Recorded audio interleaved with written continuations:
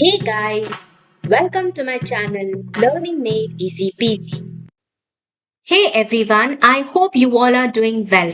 Today in this class, we are going to learn the complete civics of 8th standard textbook, that is the Karnataka state government published textbook, and this video is related to only competitives. In the previous video, we have already dealt with the first two lessons of the 8th standard textbook that were related to civics. So in this particular video, that is the part 2 video of 8th standard textbook, we are going to deal with the next two lessons, that is the third and the fourth lessons of 8th standard textbook that is related to civics. I hope you have got this, so let's begin.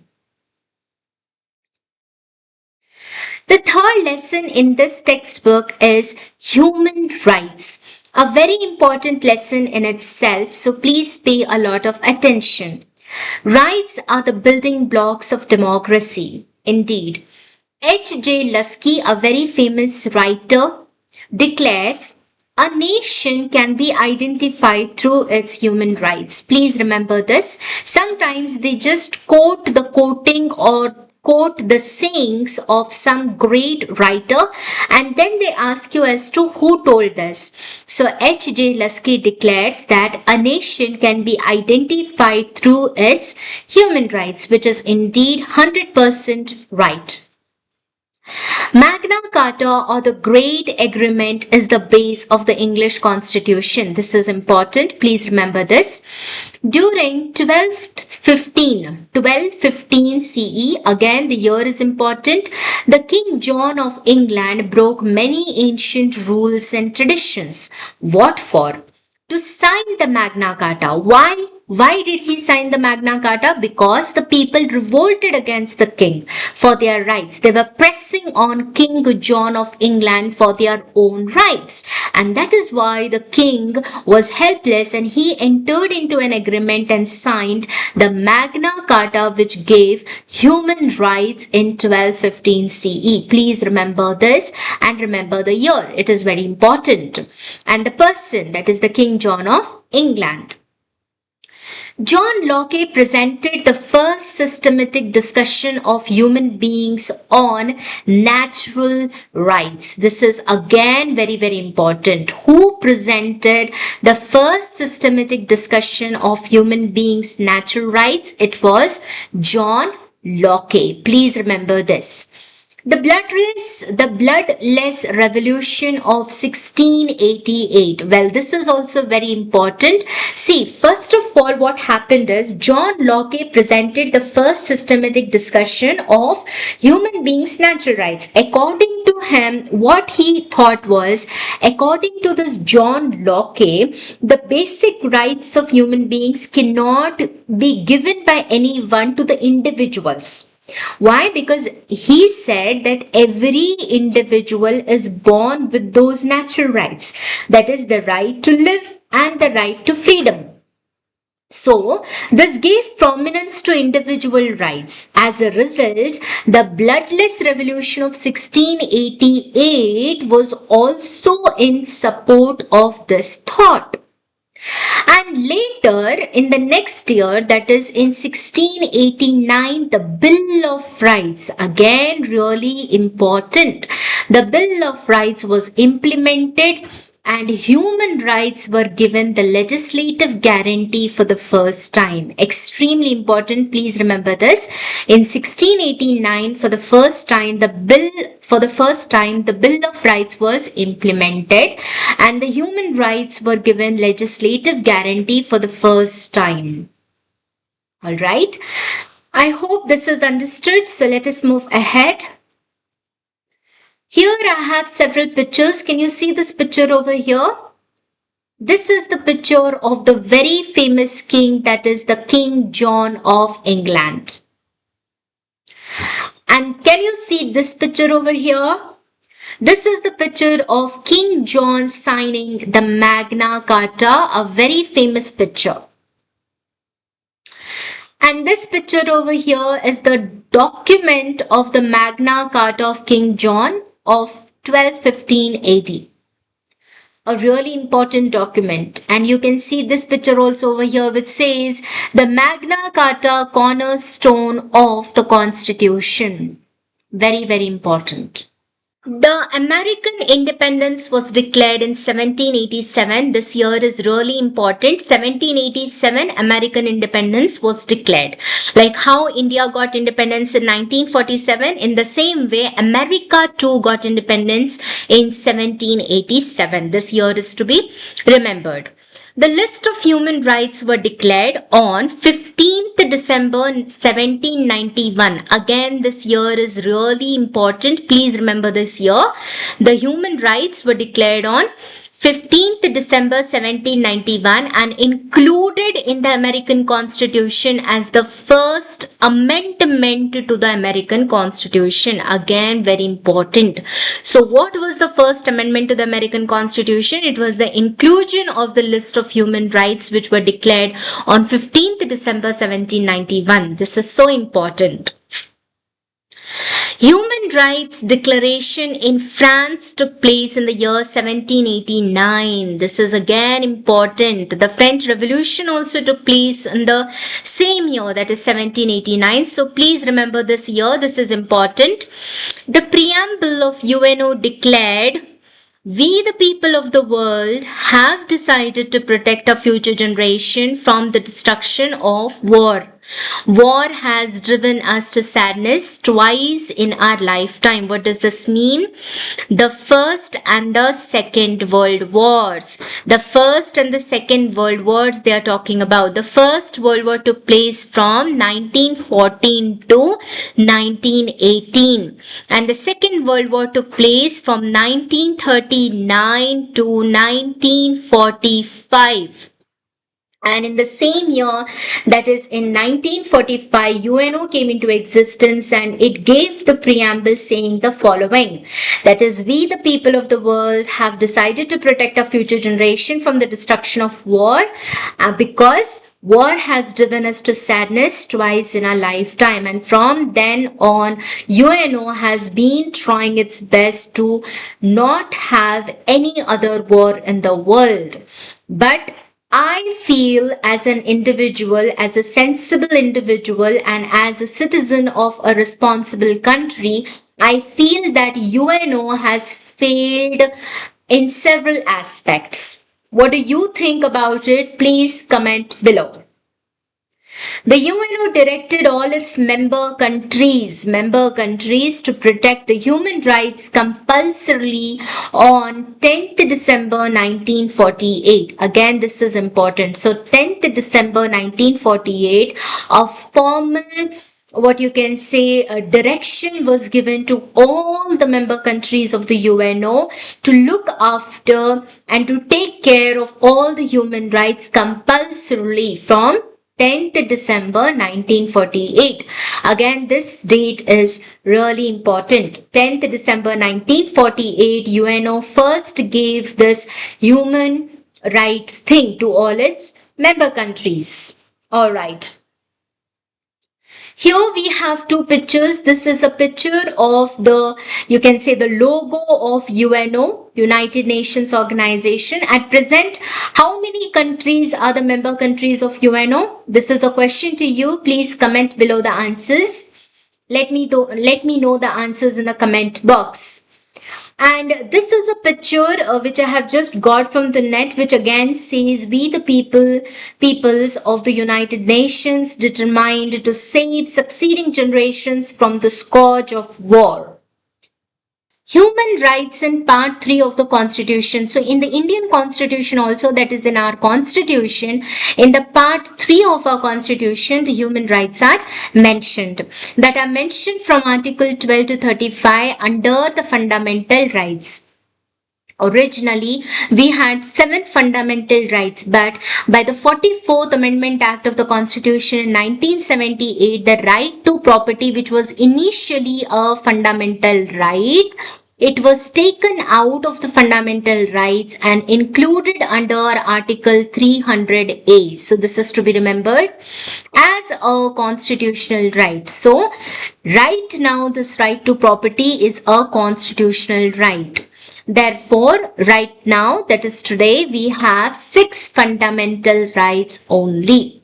We have 6 fundamental rights. Originally, we had 7, but this is removed. This is taken down and made a constitutional right by Article 300A. So at present, we have 6 fundamental rights. And in the same 6 fundamental rights, we also talk a lot about the human rights. Okay, HRs. And these fundamental rights are included in the part 3 of the Constitution. How many parts are there in our Indian Constitution? Please comment below the answers. 86th Amendment of the Constitution. According to 86th Amendment of the Constitution, Article 21A was added. What does this say? Education is made a right in 2002. Education wasn't a right first, but by this Amendment Act, that is the 86th Amendment Act to the Constitution, accordingly, the Article 21A is added in our Constitution, which says that education is a right and it has been a right since 2002. Government has to provide the free and compulsory education to children from 6 to 14 years of age. This is again important. Please remember the articles and the years and the amendments. It is really important, and several times we had several questions related to articles, years and amendments in the competitive exams. So please remember these things. Then moving ahead, we have the National Human Rights Commission, a very important commission. No matter how much you read on it, it's less. So please read on NHRC as much as you can. National Human Rights Commission has an abbreviation which says NHRC. NHRC, which means what? National Human Rights Commission. Okay. Let us see what it is. It's a constitutional body. Again important. What is a constitutional body, by the way? Comment below the answers. Established through the legislation in the Parliament in 1993. Remember this year, 1993, it was established. It has 1 chairman and 4 members, and all these things, that is the chairman and the members, are appointed by the President of India. Again important, please remember this. The chairman should and must be the retired judge of the Supreme Court, and his tenure will be 5 years or 70 years, whichever is earlier. Again important. Then we have the States Human Rights Commission, that is SHRC. For every state we have a separate Human Rights Commission. Like for Karnataka, we have Karnataka SHRC, that is Karnataka State Human Rights Commission. So in this way, for every state we have a separate Human Rights Commission. Okay. As per the Human Rights Law 1993, State Human Rights Commission is established at the state level. It has a chairman and 2 members. In the NHRC, we have a chairman and 4 members. Here, we have just 1 chairman and only 2 members are there, and they are appointed by the governor of the state. This is important. Please remember this. The chairman should and must be a retired judge of the High Court. National Commission for Scheduled Castes and Tribes. So first, initially we had only 1 commission which dealt with both, that is the scheduled castes and scheduled tribes. But later in the year, that is 2003, which is an important year, please remember this. This commission was bifurcated by the 89th Amendment to Article 338. This article, amendment and the year, all these 3 things are really important. Please remember this. So this commission was bifurcated and we had 2 commissions dealing with 2 separate things. That is, today we have a National Commission for Scheduled Castes, which is totally different, and a National Commission for Scheduled Tribes, which is totally different. So these 2 commissions are different and they deal with the different things. That is, the scheduled castes, we have a different commission, and for scheduled tribes, we have a different commission. So National Commission for Scheduled Castes, in this we have 1 chairman, 1 VC, that is vice chairman, and 3 members. They are all appointed by the president. This is to be remembered. And in the same way, for the National Commission of the Scheduled Tribes, we have one chairman, one VC, that is vice chairman, and again 3 members, which are again appointed by the president. Please remember this. I hope you have got this. And this year, that is 2003, 89th Amendment Act, Article 338. This is really important. Please remember this. Okay. The National Commission for Scheduled Castes came into existence by the 89th Amendment Act, and in the same way the National Commission for Scheduled Tribes also came into existence by the same amendment, that is the 89th Amendment Act. Please do not forget this. This is really important. In this slide we have several pictures. I hope you can see them. First, this is a picture of NHRC, that is the National Human Rights Commission, which has an abbreviation of NHRC. And this is a logo of NHRC. Can you see this? It's always better to see the logos and to read the things that are written on the pictures. So you can just maximize and see what is written on this and comment below. And next, the second one, this is a picture over here, which is of KSHRC, that is Karnataka State Human Rights Commission. You can also see the logo over here. All right. Third, this is a picture which is of National Commission for Scheduled Castes, NCSC. NCSC is the abbreviation for this. And you can see the logo, how it is. The 3 men and all that. Yeah. All right. And finally, we have a picture here of NCST. That is National Commission for Scheduled Tribes. This is the logo and this is how it goes. All right, I hope you have got this. National Commission for Backward Classes. It was founded in 1993. Again, the year is important. It has 1 chairman and 4 members. Then we have National Commission for Women, which is very important. Please read on it. It was formed under the law in 1990. So the year is different. Please remember this. It has 1 chairman and 5 members. Can you see that? So there is very minute difference in this National Commission for Women. So please remember them. They are really important. National Commission for Minorities. Finally, we have this. It was formed in 1992. Again, the year is important. It has 1 chairman, 1 VC, vice chairman and 5 members. 6 religious communities are added into this minority thing, that they are Muslims, Christians, Sikhs, Buddhists, Parsis and Jains. So please remember them. They are the 6 religious minorities, religious communities that are added into this minority thing, and the National Commission for Minorities is made especially to take care of these minorities, that is the people who follow these 6 religions. These 6 religious communities, they are extremely important, so please remember them. Who are they? Muslims, Christians, Sikhs, Buddhists, Parsis and Jains. In this slide, we have several pictures of the following, national commissions. Let us see them one by one. The first picture is the picture of NCBC, that is the National Commission for Backward Classes. It is called as NCBC in short, the abbreviation.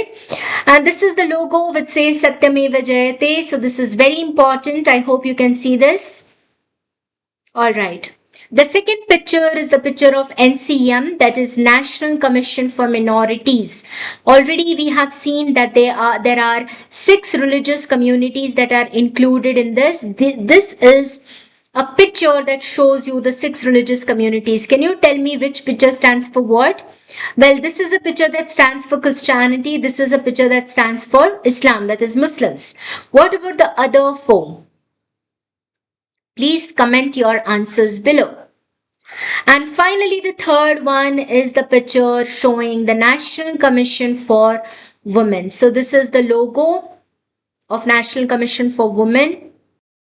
The central government has implemented many laws to protect people from exploitation.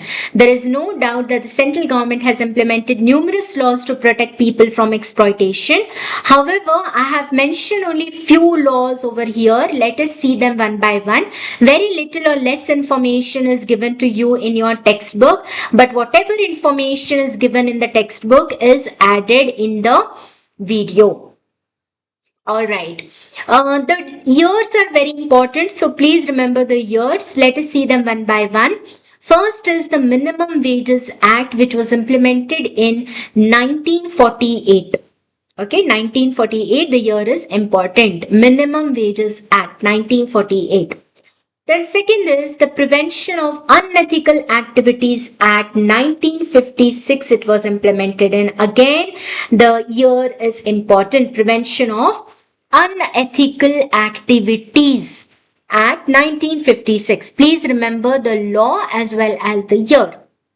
Sometimes in the competitive exams, they just ask you about the law and they tell you as to in which year it was implemented, and they will give you very familiar years. So you will be very confused, and that is why it is really important for you to remember the years as well as the law. Then, the Prevention of the Dowry Act, 1961. Prevention of the Dowry Act we got it in 1961. Okay. Then, Prevention of the Bonded Labor Act, 1976. Again, the year is important. The Prevention of Bonded Labor, we have got it in 1976. Then the Sati Prevention Act, 1987. So Sati Prevention happened in 1987. Then Human Rights Protection Act, 1993. Human Rights Protection Act, 1993. This is really important. Human Rights Protection Act, 1993. Then Right to Information Act, which was a recent one, and it happened in 2005. Right to Information, which is also called as RTI, famous as RTI, Right to Information Act, happened in 2005. And finally, the Domestic Violence Prevention Act took place in 2005. Let us do it once again. The Minimum Wages Act 1948, Prevention of Unethical Activities Act 1956, Prevention of Dowry Act 1961, Prevention of Bonded Labor Act 1976, Sati Prevention Act 1987, Human Rights Protection Act 1993, which is very important. Then Right to Information RTI Act 2005 and Domestic Violence Prevention Act 2005. All these acts, these laws, along with their years, are really important. So make sure that you learn the years along with the laws. So please learn these acts. All the acts, the laws, the years that were mentioned in your textbook are given here in the form of a list. So please learn this. With this, we have completed the third lesson. The fourth lesson and the final lesson in this textbook is the local government. Lord Ripon tabled the Bill of Local Government in 1882. This is extremely important.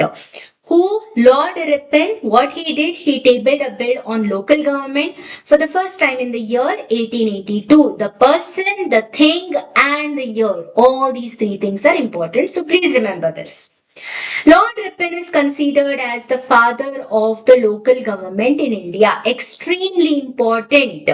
This question has already appeared in several competitive exams previously.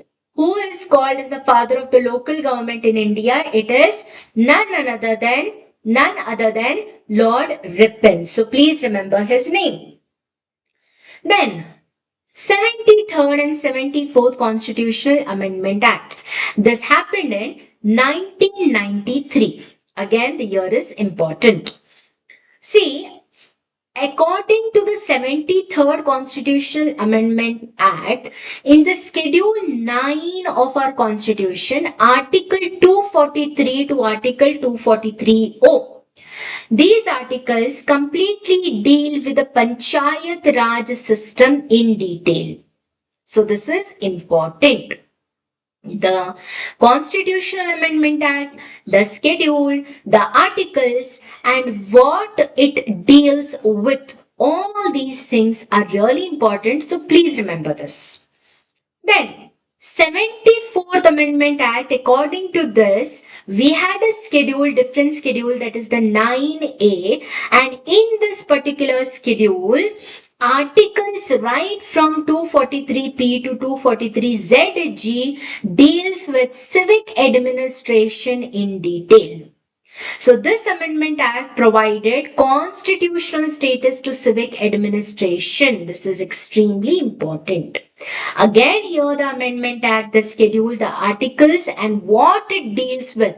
All these things are really, really important. 73rd Amendment Act deals with the Panchayat Raj system, whereas the 74th Constitutional Amendment Act deals with the civic administration in detail. Please remember this. In 1983, the Panchayat Raj Act was introduced and it came into effect from 1985. 1983, the Panchayat Raj Act was first introduced. And when did it come into effect? It came into effect from 1985. Again, important. In Karnataka, the Karnataka Panchayat Raj Act, okay, this is about the state. The Karnataka Panchayat Raj Act was framed as per the 73rd Amendment to the Indian Constitution in 1993. This was renamed as Karnataka Gram Swaraj and Panchayat Raj Act 1993 in 2015. Again, really important. See, understand this. The Karnataka Panchayat Raj Act was framed as per the 73rd Amendment Act to the Constitution, which happened in 1993. So this Constitutional Amendment Act that happened in 1993, according to which the Panchayat Raj system was introduced, on that basis the Karnataka Panchayat Raj Act was framed. Then again, it was renamed as Karnataka Gram Swaraj and Panchayat Raj Act 1993 in 2015. All this is important. So please remember this, especially if you're going to give examinations that are, state competitive examinations. This will become really important. So please remember this. So here we have a picture of Lord Ripon. Can you see this picture of this young man? This young man over here is none other than the father of local government in India. That is Lord Ripon. So he is Lord Ripon, who is also called as the father of local government in India. Gram Sabhas. Okay, this is a very important topic and we need to understand what is Gram Sabha and all that thing. Alright. But before understanding this, let us understand the hierarchy of administration. Okay. See, first we have country. Alright. The country is divided into several states and the state has its own government, legislation, executive, etc. Alright. Then, when we talk about the state, every state is divided into several districts. Right. Every district is divided into several taluk and every taluk is divided into several grams, which you can say villages. Alright. For better administration, this is the hierarchy that we follow. And when we talk about the local government or local administration that starts right from the district and ends with gram, the gram will be the primary unit of the rural local government. So it comes into rural local government because it is villages. What comes into urban local government? It is district. Okay, because it is urban, it is city. Okay, now let us understand this Gram Sabha. Gram Sabha is the primary unit of rural local government. It meets at least twice in a year. So, at least 2 times in a year it has to meet. The Gram Sabha is called by the president of Gram Panchayat. Now, every Gram Sabha has a Gram Panchayat and every Gram Panchayat has a president who calls for the meeting of this Gram Sabha. But in case if he fails, then the EO, that is the executive officer of the Taluk Panchayat. Okay. So, every gram panchayat, above every gram panchayat, we have what? Taluk. So Taluk Panchayat. The executive officer of the Taluk Panchayat should call the meeting of that Gram Sabha. I hope you have got this. Very easy to understand. There is no rocket science in this. Next, we have Gram Panchayat. The term year is 5 years of the Gram Panchayat. Karnataka has 6,022 Gram Panchayats. So this is important. Please remember the number. Sometimes they ask you this numbers. So these numbers are always important. Okay. Karnataka has 6,022 Gram Panchayats. In 2024, if you talk about 2024, it had 5,958 Gram Panchayats. So the number is really important. 5,958 Gram Panchayats. So Karnataka had 5,958 Gram Panchayats in 2024. Now today, that is in 2025, how many they are? If you know it, then please comment below. So, one representative for 400 voters is elected. For every 400 voters, we have one representative in this Gram Panchayat. The second amendment of the Panchayat Raj Act of 2000, a Panchayat member must have a toilet in his house. Okay, if he does not have a toilet, then he must build one within 1 year of getting elected. This is very important. Please remember this. This was second amendment that was done in the Panchayat Raj Act of 2000.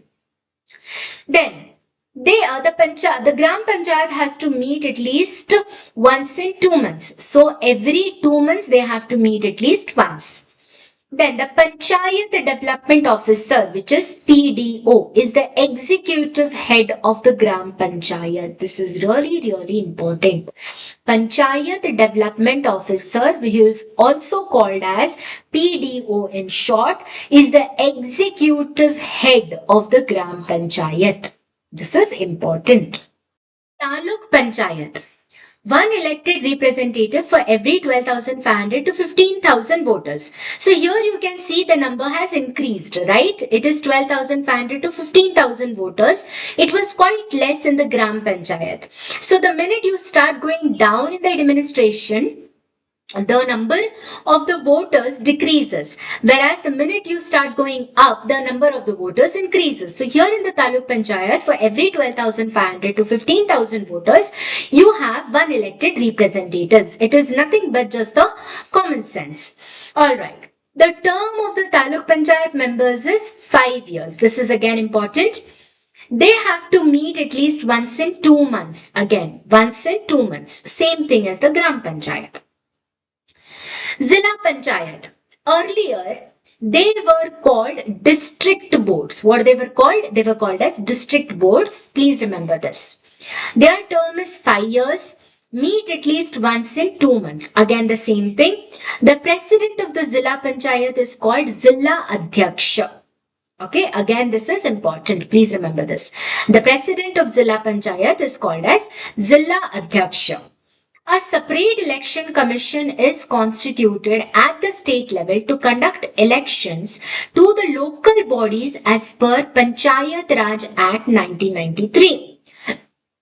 The election commission so constituted conducts the elections to the Gram Panchayat, Taluk Panchayat and Zilla Panchayat in Karnataka. Once again, see, a separate election commission is constituted at the state level to conduct elections to the local bodies as per the Panchayat Raj Act 1993. So all these elections that are done to the local bodies is done according to the Panchayat Raj Act of 1993.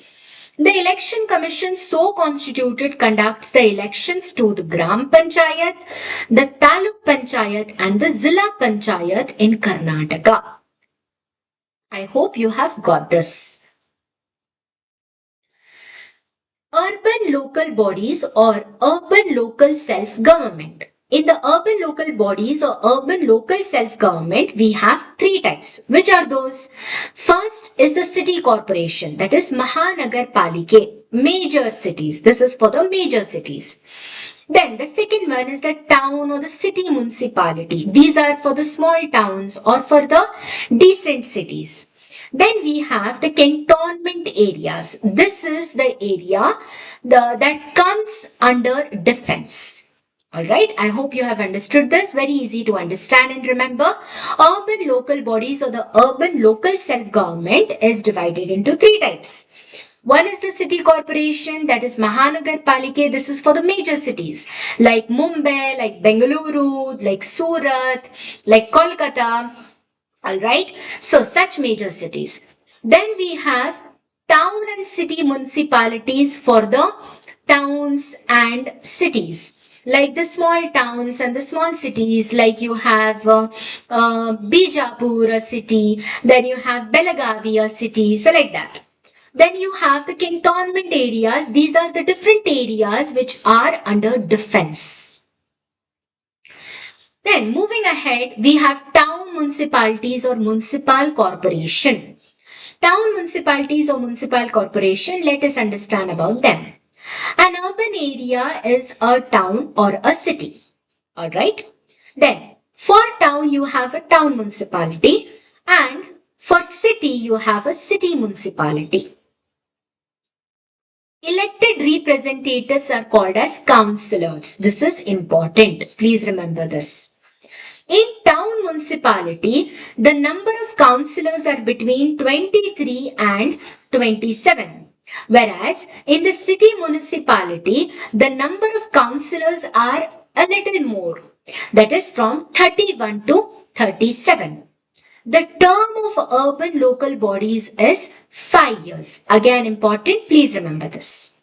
I hope you have understood. There is no rocket science in this. Once you read it, you just understand it. City Corporation or Mahanagar Palike.